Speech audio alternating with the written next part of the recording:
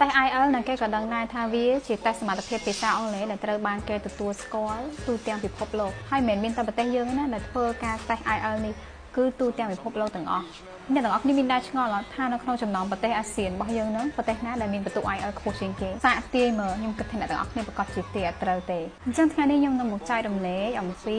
ប្រទេសដែលទទួលបានបន្ទុក IELTS ខ្ពស់ជាងគេ5នៅក្នុងចំណោមប្រទេសអាស៊ីទាំងអស់មុនដំបូងគេគឺប្រទេសថៃដែលទទួលបានបែនស្រុកជាមធ្យមនឹងចំនួន6ចំណែកឯប្រទេសវៀតណាមវិញក៏អត់ខុសគ្នាដែរអ្នកទាំងអស់គ្នាប្រកាសជាថាសិស្សវៀតណាមប្រកាសជាបានបន្ទុកខ្ពស់ហើយមែនអត់ប៉ុន្តែប្រហែលឆ្នាំចុងក្រោយនេះវៀតណាមបន្ទុកជាមធ្យម IELTS ហ្នឹងក៏ទទួលបានបន្ទុក6ដូចគ្នាដែរបន្ទាប់មកទៀតគឺប្រទេសឥណ្ឌូនេស៊ីហើយនិងប្រទេសមីយ៉ាន់ម៉ាឬក៏យើងស្គាល់ថាភូមាហ្នឹងដែលទទួលបានបន្ទុកបែនស្រុកហ្នឹងចំនួន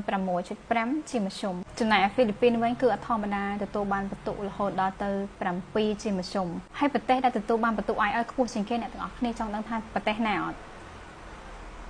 គឺប្រទេសម៉ាឡេស៊ីដែលទទួលបានបន្ទុកជាមធ្យមស្រុកហ្នឹងគឺបែន7.5ដែលចាត់ទុកថាជាបន្ទុកមួយល្អខ្លាំងមែនតើមានបាត់ប្រទេសណាអត់អ្នកទាំងអស់គ្នាអត់លើឈ្មោះគឺប្រទេសកម្ពុជាយើងអ្នកទាំងអស់គ្នាសាកទាយមើលកម្ពុជាយើងទទួលបានបែនជាមធ្យមចំនួនប្រមាណដែរ